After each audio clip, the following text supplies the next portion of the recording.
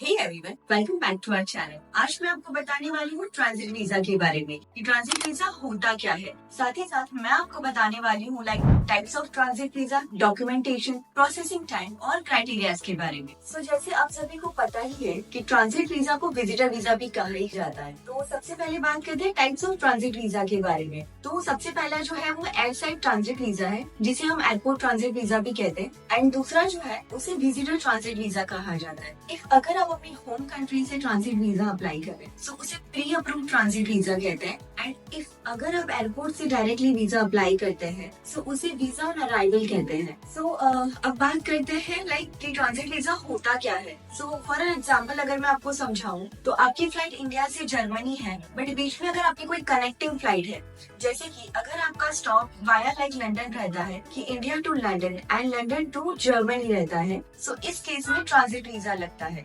In short connecting flights में आपको transit visa की जरूरत रहेगी। साथ ही साथ मैं आपको ये भी बता दूं कि एशियन कंट्रीज में आपको ट्रांजिट वीजा की जरूरत नहीं है। जैसे कि अगर दिल्ली से सिंगापुर ले लो या फिर दिल्ली से दुबई की फ्लाइट हो तो उसमें आपको ट्रांजिट वीजा की जरूरत नहीं है। इसमें भी दो तरह के रहते हैं, जैसे कि A1 and A3 transit visa. A1 का मीनिंग है कि अगर आपके पास इंडियन नॉर्मल पासपोर्ट है बट आपके पास किसी बड़ी कंट्री का वीजा नहीं है, जैसे कि यूके ले लो या फिर किसी शेंगेन कंट्री का वीजा नहीं है, तो आप ट्रांजिट वीजा अप्लाई कर सकते। बट A3 वीजा जो होता है वो ये होता है कि आपके पास किसी बड़ी कंट्री के लिए वीजाज अवेलेबल होते हैं, जैसे कि यूके, यूएसए हो गया या फिर नेदरलैंड्स हो गए। ये सारी कंट्रीज के लिए आपको A3 ट्रांजिट वीजा की जरूरत रहती है। अब बात करते हैं कैटेगरीज की। ट्रांजिट वीजा में भी 4 तरह की अलग कैटेगरीज होती है आवर्स वाइज, जैसे कि 24 आवर्स हो गया, 48 आवर्स है, या फिर 72 और 96 आवर्स के लिए आपको ट्रांजिट वीजा मिलते हैं। साथ ही साथ मैं आपको ये भी बता दूं कि 96 आवर्स से ज्यादा आपको ट्रांजिट वीजा नहीं मिल सकता है। इन शॉर्ट आपको 1 से 4 दिन तक का ट्रांजिट वीजा मिलता है।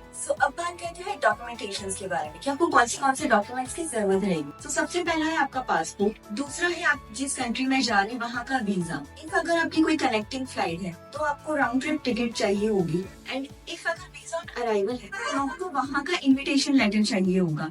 अब बात करते हैं प्रोसेसिंग टाइम के बारे में। वैसे तो आपका ट्रांजिट वीजा 2 वर्किंग डेज में आपको मिल जाता है, बट कुछ कंट्रीज में आपको 7 to 10 वर्किंग डेज लगते हैं। फॉर एग्जाम्पल जैसे यूके हो गया, नेदरलैंड है, उसमें आपका ट्रांजिट वीजा के लिए प्रोसेसिंग टाइम थोड़ा ज्यादा लग जाता है। अब बात करते हैं PNR नंबर की। अगर आपकी फ्लाइट सेम है एंड वो चेंज नहीं हो रही है आपकी कनेक्टिंग फ्लाइट, तो आपका PNR नंबर सेम रहेगा। बट अगर आपकी कनेक्टिंग फ्लाइट चेंज हो रही है, फॉर एग्जाम्पल जैसे कि इंडिगो से होकर आपकी फ्लाइट चेंज हो गई फ्रॉम एमिरेट्स, तो आपका PNR नंबर चेंज हो जाएगा। एंड इफ अगर मैं लास्टली बात करूँ कॉस्टिंग के बारे में कि ट्रांजिट वीजा का कॉस्टिंग क्या रहता है, तो सभी कंट्रीज के अपने अपने अलग क्राइटेरियाज होते हैं एंड उसी के हिसाब से डिफरेंट उनकी फीस एंड चार्जेस रहते हैं। अकॉर्डिंग टू दैट आपको अपना ट्रांजिट वीजा अप्लाई करना रहेगा, उसकी कॉस्टिंग उस हिसाब से पे करने रहेंगे आपको। गाइस, आज मैंने आपको काफी सारी चीजें बताई है ट्रांजिट वीजा के बारे में कि उसके डॉक्यूमेंटेशन क्या रहते हैं, ट्रांजिट वीजा होता क्या है, प्रोसेसिंग टाइम है या फिर कैटेगरीज है। बट फिर भी अगर आपको कोई चीज नहीं समझ आ रही है